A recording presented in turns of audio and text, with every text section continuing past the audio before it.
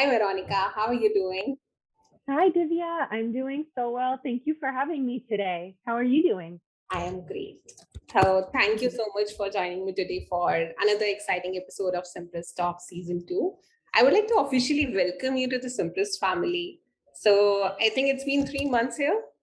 Yes, 3 months. So my 90 days coming together. How has it been? It's been wonderful, a roller coaster of learning, but I'm so happy I made the decision to join the Cimpress family. I feel very supported and very energized for the year ahead and beyond. That's so lovely to hear.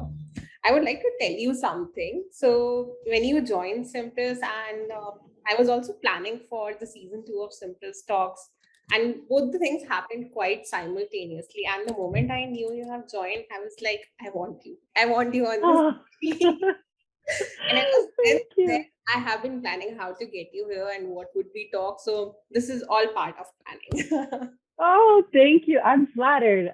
You were one of the first people that I met upon joining, so really excited to have this opportunity and this platform to talk more about diversity, equity, and inclusion. Yeah. So, okay, so just a quick introduction of what this series is about, especially for the people who are watching us for the first time. This is a chat show where I converse with leaders like you candidly on different subjects.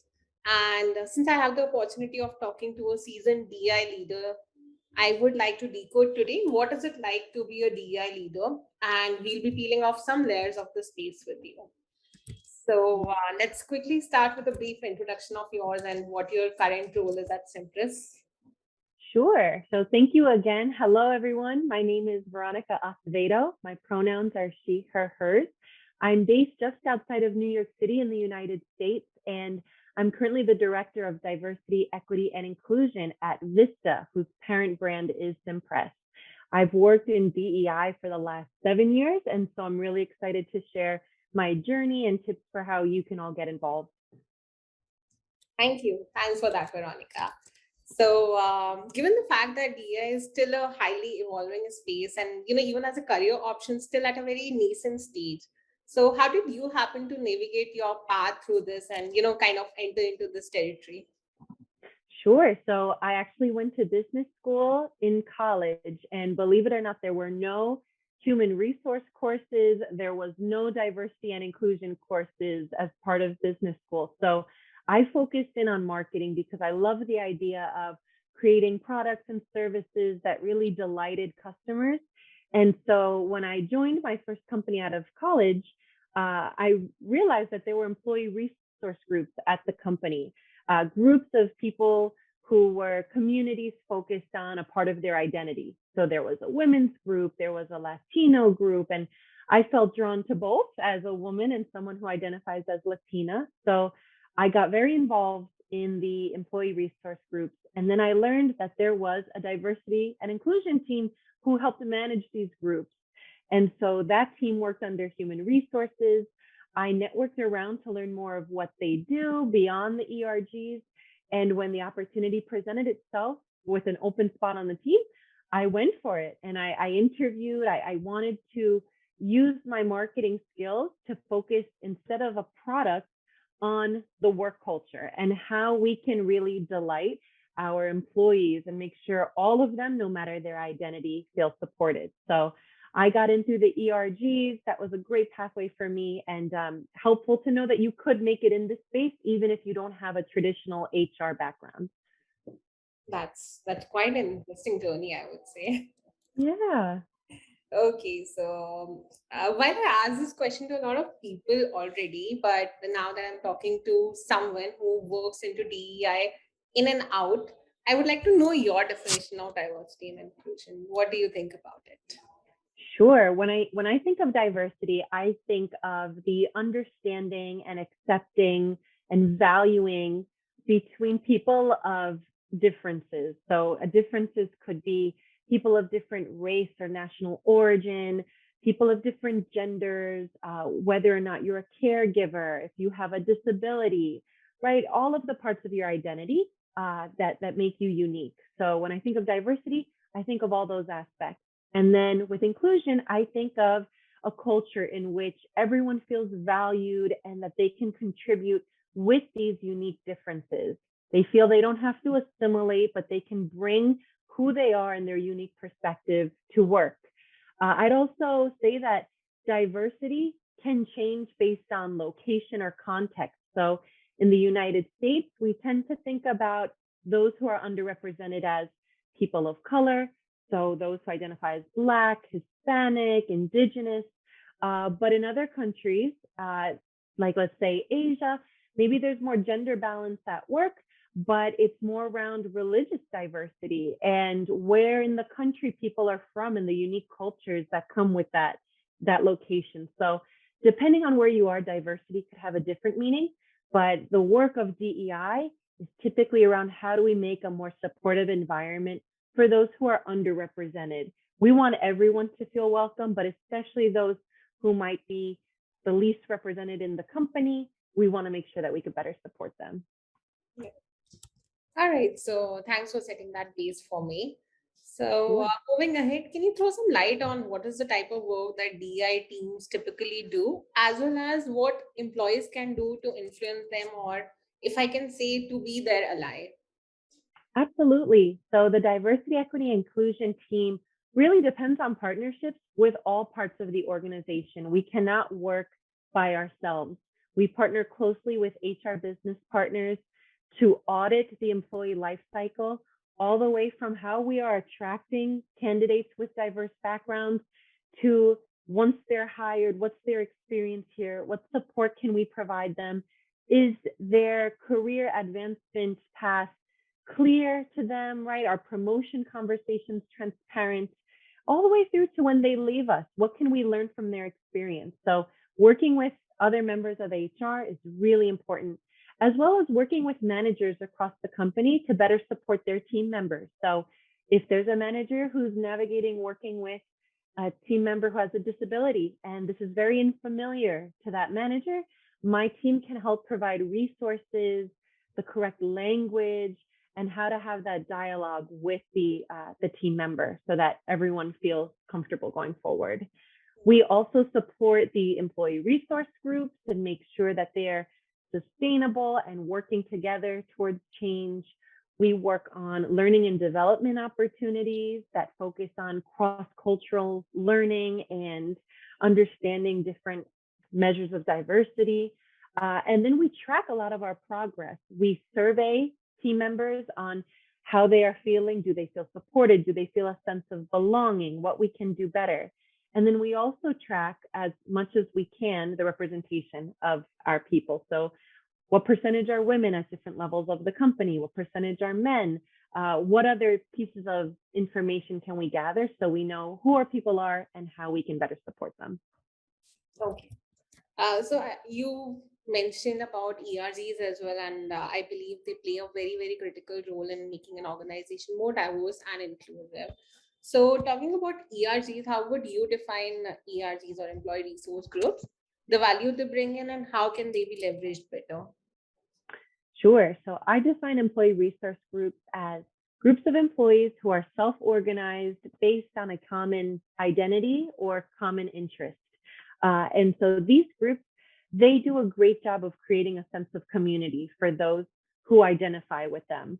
But they also offer opportunities to become an ally, because an ally can come and learn what it's like. What is the experience of someone from one of these communities? So if I use the example of an LGBTQ Pride ERG, members of the LGBTQ community, they might be the only one on their team who identifies as LGBTQ, but now there's an ERG where they meet more people like them.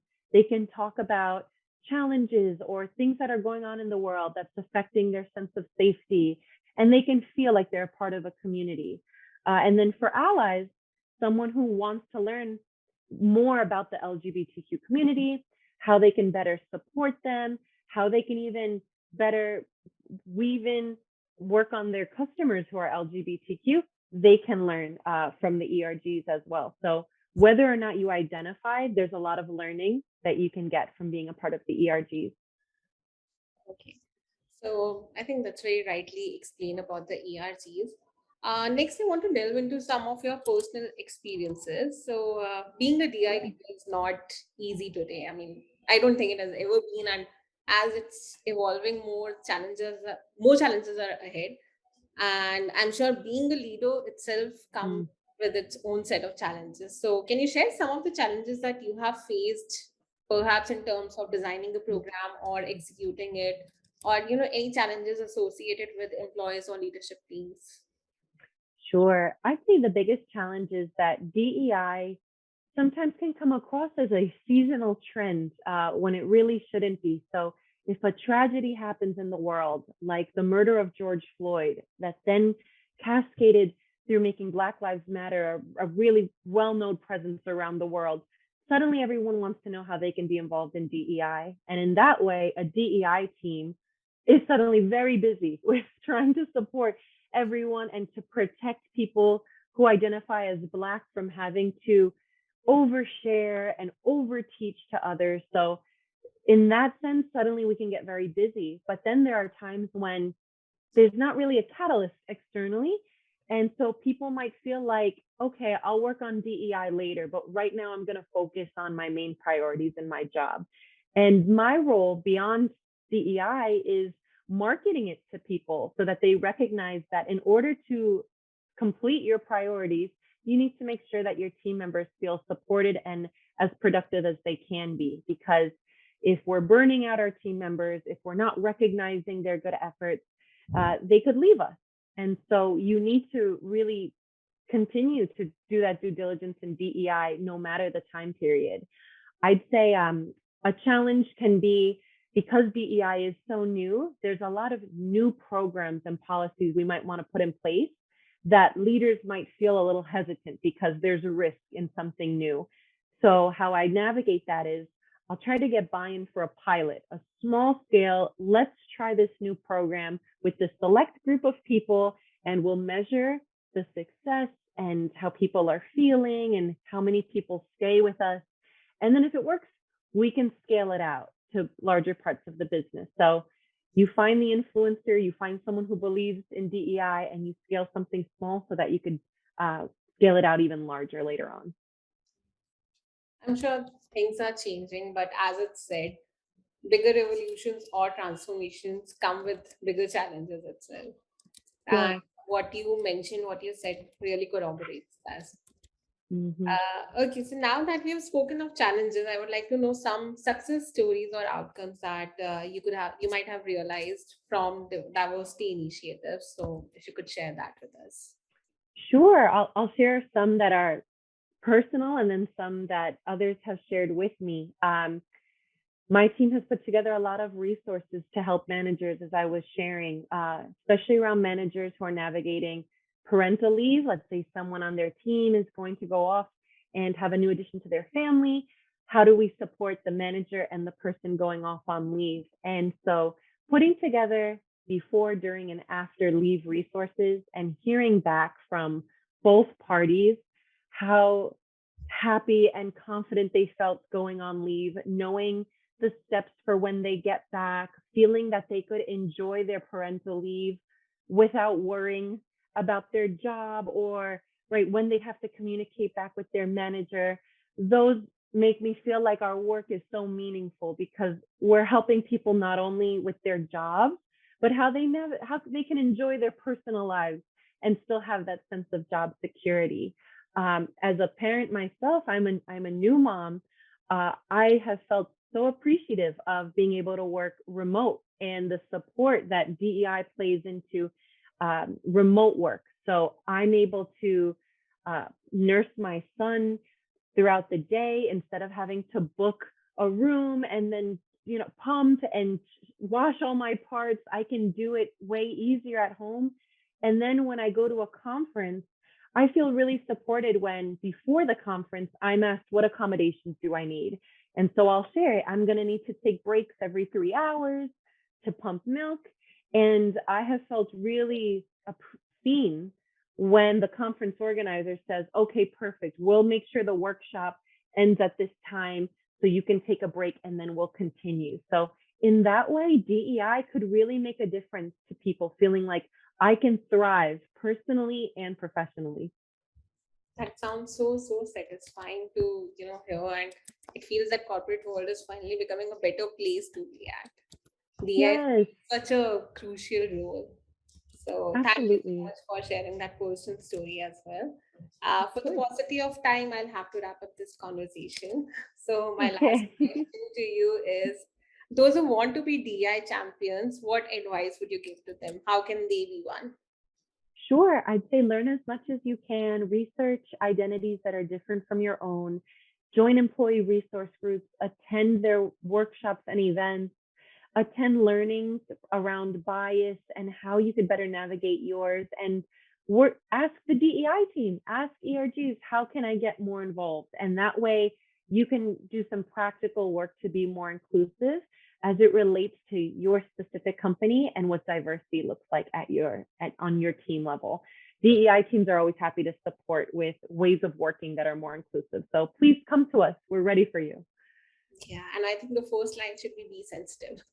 Sensitivity is Yes, yes. the whole premise on which DI is built. So Yes, sensitive and curious and right, like open to new learning for sure. yeah, so thank you so much, Veronica. I just love this conversation. It was such an interesting conversation with you. Thank you. It was a pleasure. Happy to chat anytime. Thank you so much. So I hope our audience enjoys this as much as I did. So thank you Wonderful. so much. Thanks, everybody. Goodbye. Take care. Take care.